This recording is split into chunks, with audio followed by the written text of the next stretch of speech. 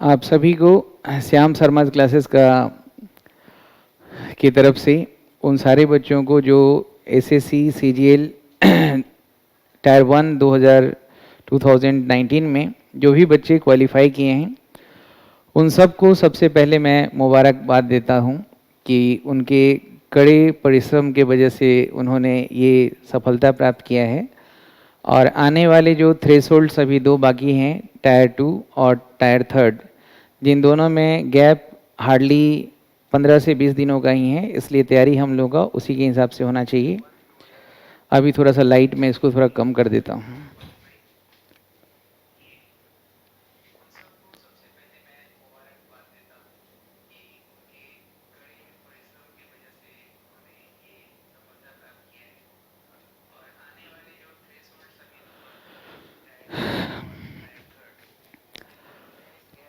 जी, तो टायर 2 और टायर 3 में बहुत कम दिनों का अंतर है। और जो आपका टायर 2 होने वाला है ये भी आपके अक्टूबर में ही होने वाले हैं। तो हमारे पास हार्डली 3 मंथ्स है।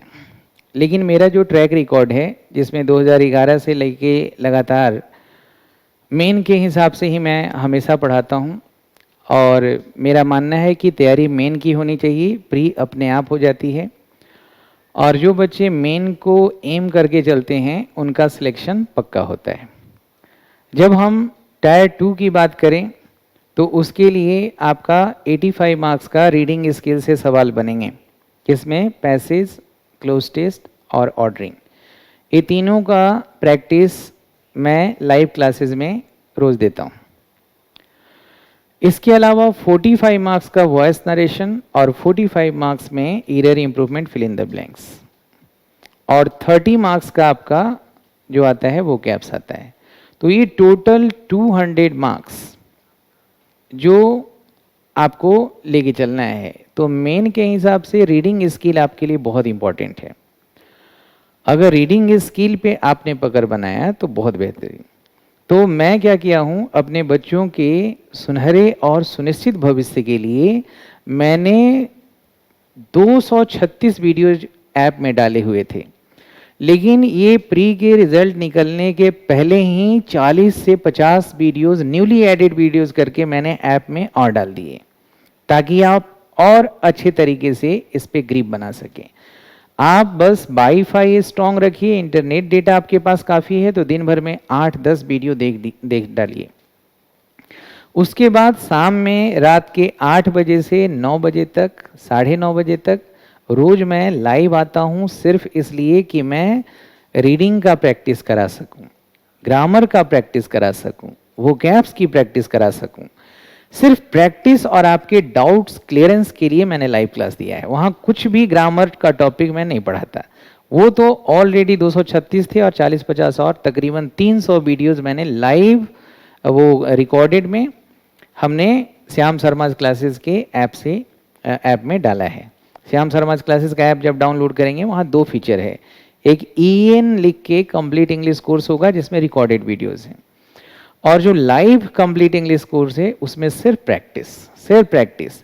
दोस्तों, आप बहुत ग्रामर पढ़ लेते हैं, बहुत वो गैप्स पढ़ लेते हैं, लेकिन आपको प्रैक्टिस करना बहुत ज़रूरी है।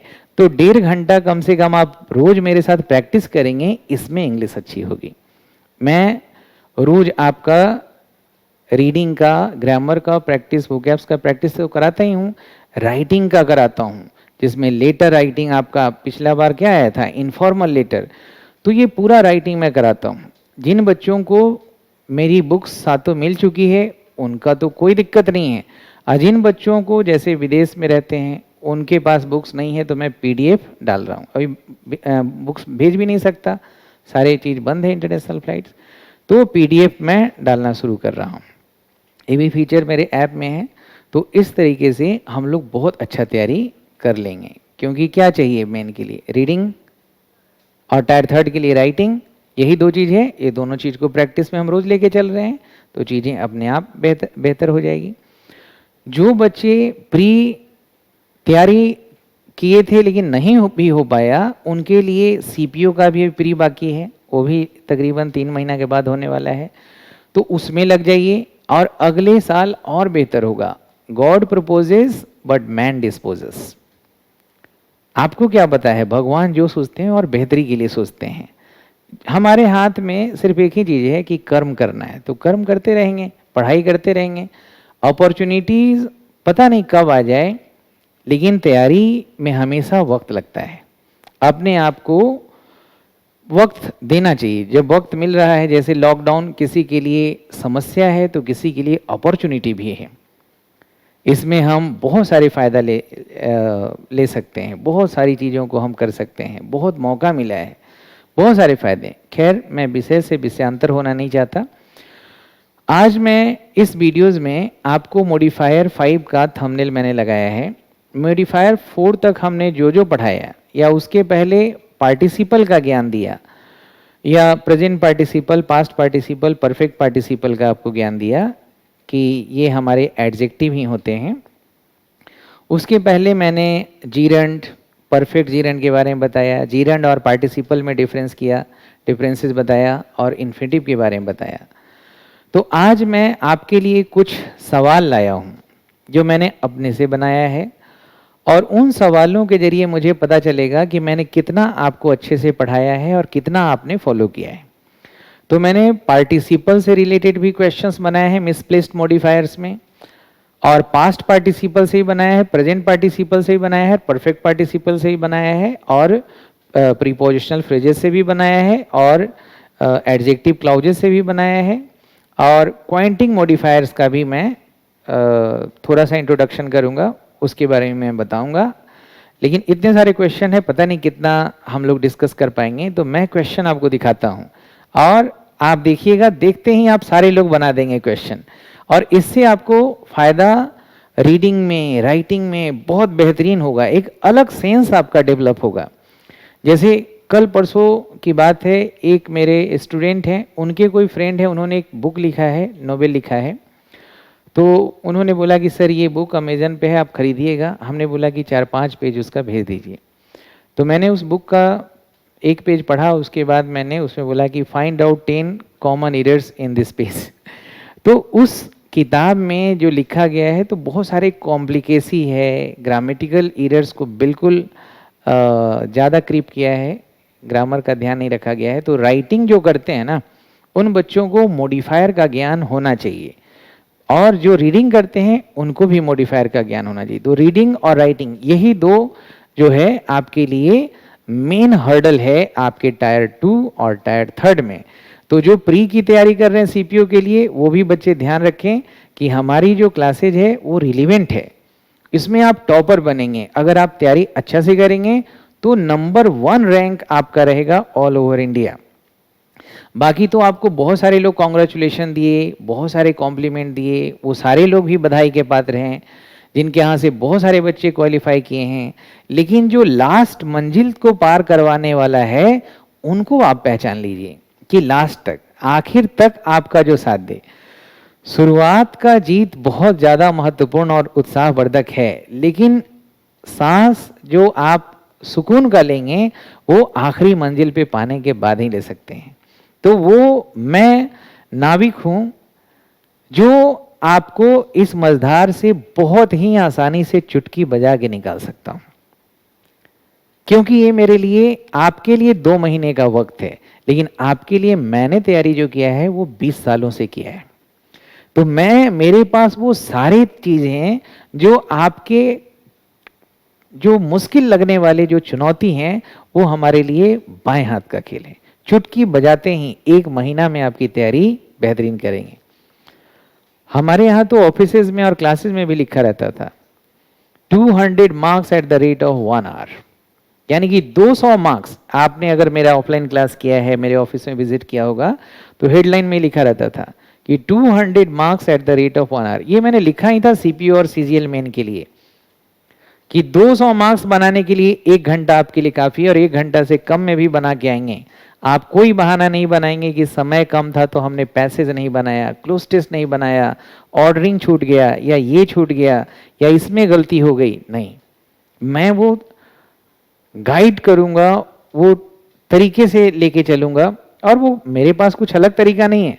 प्रैक्टिस ही इतना एग्जॉस्टिव कराते हैं, इसलिए लाइव क्लास मैंने बनाई प्रैक्टिस के लिए। बाकी लोग लाइव क्लास में क्या करते हैं, ग्रामर, वोकैब्स, रीडिंग, राइटिंग सब कुछ 100 घंटा में, 125 घंटा में, 100 लेक्चर्स में। मैं तो आपका 300, 200, 500 लेक्चर्स दे रहा हूं, जिसमें 300 रिकॉर्डेड और 200 कम से कम लाइव का practice. Practice makes a man perfect. तो आप तैयार हो जाइए, और आज जो क्वेश्चंस मैं दिखा रहा हूं मॉडिफायर का, आपका सही लिटमस टेस्ट है कितना अच्छा बनाते हैं। आपके आंसर भी मैं देखूं। अभी इस बार तो ठीक है। Sohan left his office bearing his coat, ये प्रेजेंट पार्टिसिपल मॉडिफायर है। एक बार फिर से सारे बच्चे आ जाएं।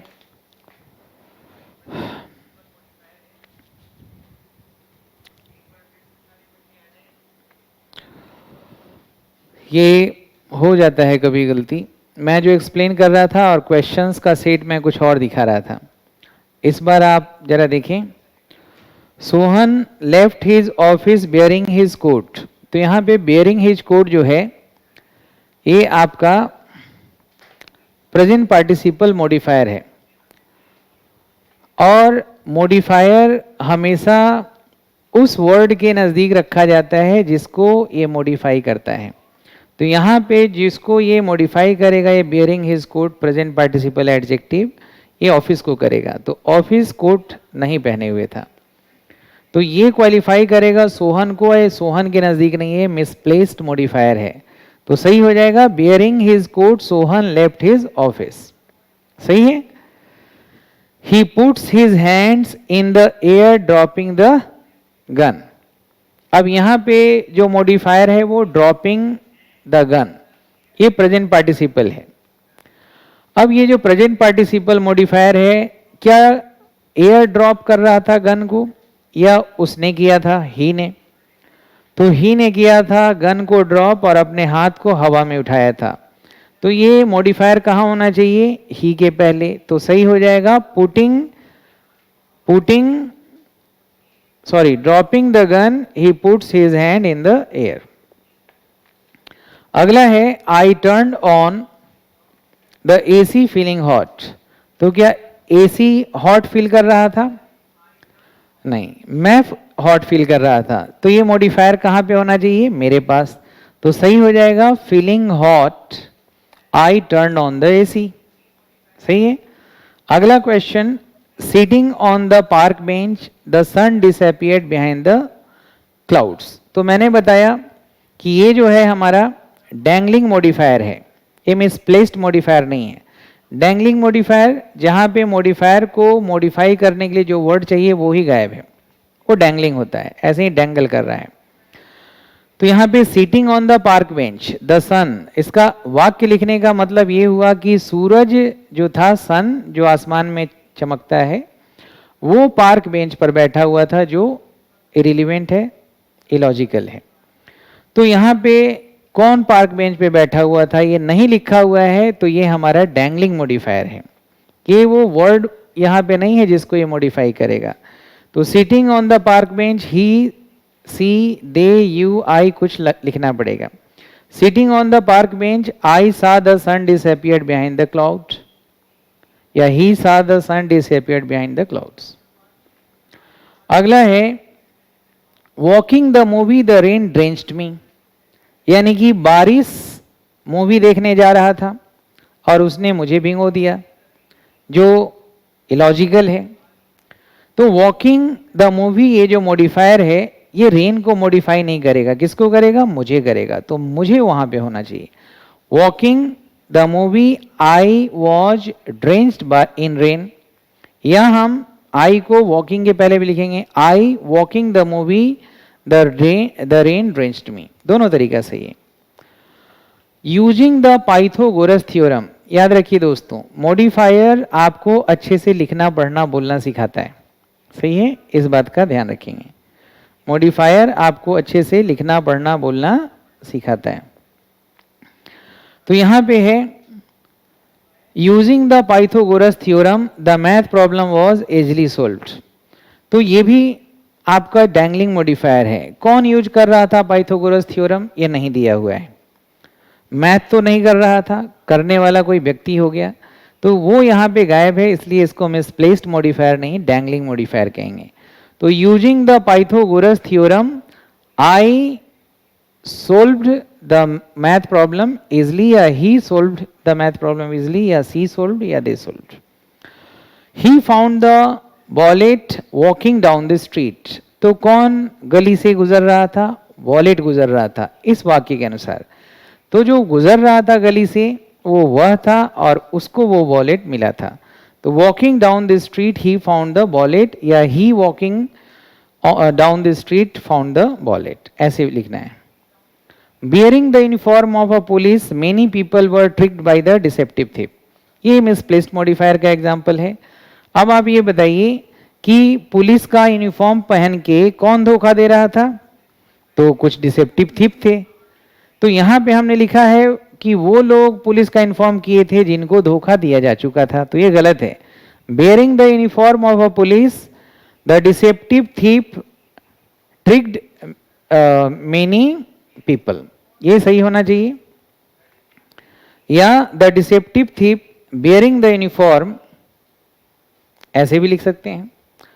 The farmers in Punjab, the farmers in Punjab spray their crops bearing protective mask. तो कौन प्रोटेक्टिव मास्क पहने हुए था? तो इस वाक्य के अनुसार तो क्रॉप्स पहने हुए था, जो संभव नहीं है। तो फिर यहाँ पे सही लिखना है कि the farmers bearing protective mask, या bearing protective mask the farmers in Punjab spray the crops their crops, सही है। तो मॉडिफायर का प्लेसमेंट चाहे प्री हो या पोस्ट हो, उस मॉडिफाइंग वर्ड के समीप होना चाहिए, पहले या बाद में। आई can see the airplane using binoculars, तो एयरप्लेन यूज कर रहा था बाइनोकुलर्स? नहीं, मैं यूज कर रहा था। तो using binoculars I can see the airplane, या I using binocular can see the aeroplane या airplane. Walking in the rain his jacket got wet, तो क्या उसका जैकेट वॉक कर रहा था? नहीं। तो सही क्या होना चाहिए? Walking in the rain he got his jacket wet, सही है। A piano fell out of the window weighing 300 pounds. तो विंडो 300 पाउंड्स का था या पियानो 300 पाउंड्स का था, ये सवाल है, इनको जरा समझना है। तो weighing 300 पाउंड्स अ पियानो, पियानो के नजदीक इस मॉडिफायर को हमें रखना है। अब मैंने कुछ और क्वेश्चन बनाए हैं जो पास्ट पार्टिसिपल के ऊपर है, तो उनको भी जरा देखिए और इनको बनाने का प्रयास करिए। ये सारे क्लास मैंने पहले दिया है, अभी मैं सिर्फ आपको दे रहा हूं समझने के लिए। या चलिए इसमें हम थोड़ा सा प्रीपोजिशनल फ्रेज के बारे में मैं कुछ वीडियो दे रहा हूं।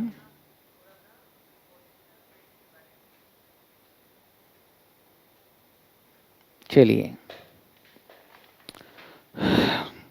अभी सही लगा है? जरा देखेंगे दोस्तों। प्रीपोजिशनल फ्रेजेज चाहे तो एडजेक्टिव होगा या एडवर्ब होगा, अर्थात ये मॉडिफायर है। और इस मॉडिफायर को भी जब हम प्लेस करेंगे तो ध्यान रखेंगे कि जिसको हम मॉडिफाई कर रहे हैं उसके नजदीक होना चाहिए। तो इस बार जरा सा आप खुद कोशिश करिए। जैसे पहला है, इसमें ऑन द प्लेट्स जो है ये हमारा मॉडिफायर है, प्रीपोजिशनल फ्रेज है। प्रीपोजिशनल फ्रेज और फ्रेज प्रीपोजिशन दोनों दो चीजें होती हैं। प्रीपोजिशनल फ्रेज जो प्रीपोजिशन से स्टार्ट होता है, नाउन पे खत्म होता है, और फ्रेज प्रीपोजिशन जो होता है वो हमारा प्रीपोजिशन पे ही एंड होता है। तो प्रीपोजिशनल फ्रेज बोलते प्रीपोजिशनल फ्रेज है, लेकिन काम वो प्रीपोजिशन का नहीं बल्कि एडजेक्टिव या एडवर्ब का करता है। इस तरह से ये मॉडिफायर है, इनका भी प्लेसमेंट पोजीशन का ध्यान रखना है। तो ऑन द प्लेट्स यहाँ मॉडिफाई कर रहा है चिल्ड्रेन को, यानी कि मदर ने सैंडविचेज उन बच्चों को दिया जो बच्चे प्लेट पर बैठे हुए थे, तो ये गलत है। और सैंडविच को प्लेट पर रख के दिया, तो सैंडविच के नजदीक होना चाहिए। The mother serve the sandwiches on the plate to the children, सही है। इस तरह से अगला है, for 20 minutes the fans stood in queue to buy tickets to the show. अब ये जो है ना, ये जो है क्वांटिंग मॉडिफायर्स है, जो दो चीज़ों को कर सकता है। हालांकि यहाँ पे मैंने एकदम साफ साफ लिख दिया है फॉर 20 मिनट्स। तो फॉर 20 मिनट्स ये फैंस के नज़दीक है, यानी कि 20 मिनट तक कतार में फैंस खड़े रहे। To buy tickets to the show. अगर मैं इस मॉडिफायर फॉर 20 मिनट्स को शो के बाद अगर लिखूं तो इसका मतलब बदल जाएगा। अगर मैं कहूं कि the fans stood in Q, यानी फैंस जो थे वो कतार में खड़े रहे टू बाई टिकट्स, टिकट्स खरीदने के लिए। किस चीज़ के लिए? शो के लिए। टू द शो, कौन सा शो? For 20 minutes. यानी कि अब यहाँ पे फॉर 20 मिनट जो हो जाएगा वो किसको मॉडिफाई करेगा? शो का। यानी शो का जो टाइमिंग था 20 मिनट के लिए था शो, और फॉर 20 मिनट्स यहाँ द फैंस स्टूड के साथ लिखे, इसका मतलब खड़ा होने का जो उनका पीरियड था, ड्यूरेशन था, वो 20 मिनट का था। तो हमें प्रीपोजिशनल फ्रेज को सही जगह पे रखना जरूरी है। जैसे मैंने एक क्वेश्चन पहले कभी दिया था, जैसे यहाँ पे क्वेश्चन नंबर 8 देखेंगे कि at the age of 10 my father gave me a bicycle. तो इसका मतलब एट द एज ऑफ 10 पता है ए प्रीपोजिशनल फ्रेज किसको क्वालिफाई करेगा? माई फादर को। तो अर्थ भले ही आप अपने हिसाब से परसीव कर लें, लेकिन लिखने के अनुसार अगर अर्थ देखेंगे तो 10 साल की उम्र में मेरे पिताजी, यानी मेरे पिताजी की उम्र 10 साल थी, जो संभव नहीं है।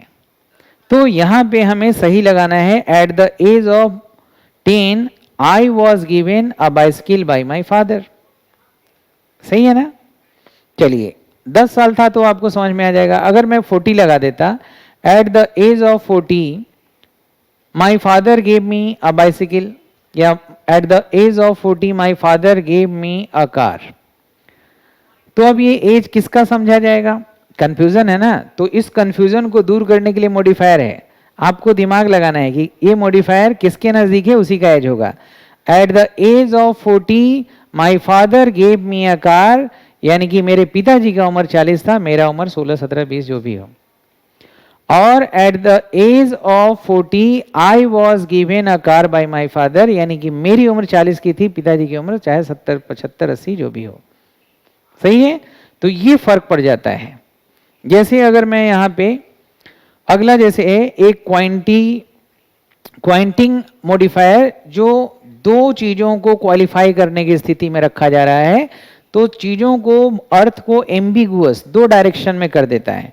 जैसे अगला देखिएगा, the salesman sold the picture to a dwarf woman in the golden frame. ये तो चलिए सिंपल है, ये मिसप्लेस्ड मॉडिफायर है। इन द गोल्डन फ्रेम, तो इन द गोल्डन फ्रेम प्रीपोजिशन से शुरू हुआ है, ये जो है हमारा प्रीपोजिशन से शुरू हुआ है। इन द गोल्डन फ्रेम ये किसको क्वालिफाई कर रहा है? ये क्वालिफाई कर रहा है किसको? ये प्रीपोजिशन से शुरू हुआ है गोल्डन फ्रेम, ये क्वालिफाई कर रहा है उस वर्ड को जो इसके नजदीक है। यानी कि एक सेल्समैन ने पिक्चर बेचा एक छोटे कद की महिला को, तो पिक्चर गोल्डन फ्रेम का था कि महिला गोल्डन फ्रेम की थी? तो जाहिर सी बात है फ्रेम में पिक्चर ही होगा, तो पिक्चर के नजदीक होना चाहिए था ना दोस्त। तो salesman sold the picture in the gold frame, ये सही होना चाहिए, golden frame. My friend whistle to the dog on the way to the movie. अब यहां ऑन द वे है, प्रीपोजिशन से शुरू है और नाउन पे खत्म है। प्रीपोजिशनल फ्रेज काम एडजेक्टिव एडवर्ब का करेगा। अब ये ऑन द वे बताइए किसके नजदीक है?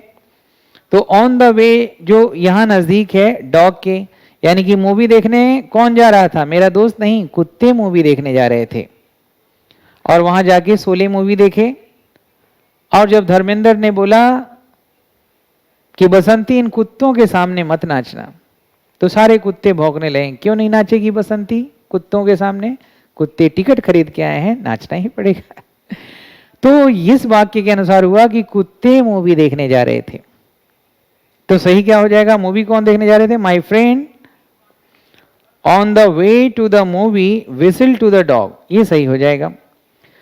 माई brother writes with a costly pen his essay with a silver cap.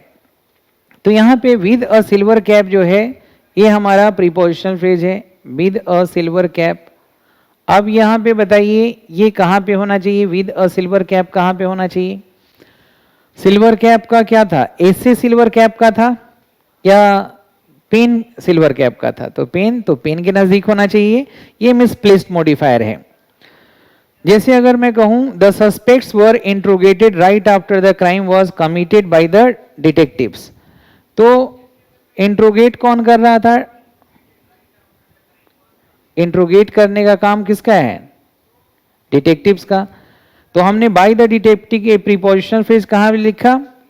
Crime, noun crime है तो क्राइम के बाद लिखा, यानी कि क्राइम किसने किया? डिटेक्टिव ने। लेकिन क्राइम किसने किया था? सस्पेक्ट्स ने किया होगा। तो यहां पे सही क्या हो जाएगा? The suspects were interrogated by the detectives right after the crimes was right after the crime was committed। तो by the detectives होना चाहिए, इंट्रोगेटेड के बाद ये गलत लिखा हुआ है, प्रीपोजिशनल फ्रेज सही जगह पे नहीं लिखा हुआ है। जैसे अगला मैं यहां पे बात करूं, क्वेश्चन जरा आप पढ़ लीजिए और देखिए कि ये जो मिसप्लेस्ड मॉडिफायर है फ्रेज से रिलेटेड मैं दे रहा हूं। अभी कई क्लासेस में मैं प्रैक्टिस इसका कराऊंगा। रीडिंग और राइटिंग के हिसाब से बहुत इंपॉर्टेंट है दोस्तों, और रीडिंग और राइटिंग ही हमारा हर्डल है टायर 2 और टायर 3 के लिए। तो उस हिसाब से मैं आपको प्रैक्टिस करा दूंगा कि 1 घंटा में 200 मार्क्स के क्वेश्चन पूरे एक्यूरेसी के साथ बनाएंगे और बहुत कम समय लेंगे आप। जितना आपको एग्जामिनेशन हॉल में टाइम मिलेगा उसके ठीक आधा समय में पूरा 200 क्वेश्चन आप फिनिश करेंगे। He was praised for his greatest accomplishment by his teacher। तो by his teacher जो है उसने accomplishment उपलब्धियां नहीं प्राप्त की, तो यहां पे होना चाहिए he was praised by his teacher for his great accomplishment। और at the age of 10 ये मैंने आपको पहले ही बताया था। सही है? तो कुछ और क्वेश्चन आप बताना चाहेंगे, बनाना चाहेंगे? ये आपका प्रेजेंस तय करेगा। आज थोड़ा सा गड़बड़ हो गया था, तो मैं कल आपको इसके आगे का क्लास में करूंगा मिसप्लेस्ड मॉडिफायर से, डैंगलिंग मॉडिफायर से और क्वांटिंग मॉडिफायर से। ये तीनों को मिला के मैं कल क्वेश्चन पूछूंगा। आज मैं क्वेश्चंस को रखा अलग और एक्सप्लेनेशन किया अलग क्वेश्चंस का। तो this is my mistake. Next time यानी कि tomorrow I will come again with the another questions on the modifier only. आप अपना ध्यान रखेंगे और मन लगा के पढ़ते रहिए, कामयाबी जरूर मिलेगी। लर्निंग हमेशा बीटर होता है बस, बट इसका फ्रूट्स जो होते हैं वो बहुत ही स्वीट होते हैं। पेशेंस रखना है, मेहनत करना है। मेरा आशीर्वाद हमेशा आपके साथ है, मेरी गाइडेंस हमेशा आपके साथ है, मेरी मेहनत हमेशा आपके साथ है। आपके पास भले ही 2 से 3 महीना हो, लेकिन मेरे जो सालों सालों की जो अनुभव है वो आपके लिए वरदान का काम करेगा और कम समय में आप चीज़ों को प्राप्त करेंगे। मेरे पास पेन ड्राइव और बुक्स के स्टॉक्स लिमिट हैं। 500-600 बच्चों से ज़्यादा को मैं नहीं दे पाऊंगा, क्योंकि उसके लिए फिर से अभी प्रिंट कराना पड़ेगा, अभी उसमें टाइम लगेगा। तो जितने भी बच्चे हैं 5, 6, 7 दिन के अंदर में ही बुक्स, पेन ड्राइव जो भी मंगवाना है, ऐप पे एडमिशन वही बच्चे लें जिनका नेट डेटा वगैरह वाईफाई ठीक है, ताकि 10, 12, 15 वीडियो आप रोज देख सकें। बाकी पेन ड्राइव आपके लिए बेस्ट है। ऑनलाइन क्लास तो हमेशा बेस्ट रहेगा, और ऑनलाइन में रिकॉर्डेड के साथ लाइव क्लास में फ्री दे रहा हूं। लाइव क्लास सिर्फ और सिर्फ प्रैक्टिस के लिए रखा हूं। प्रैक्टिस आपके लिए सबसे ज्यादा महत्वपूर्ण है और प्रैक्टिस ही आपको बहुत आगे लेके जाएगा। जय हिंद, जय भारत।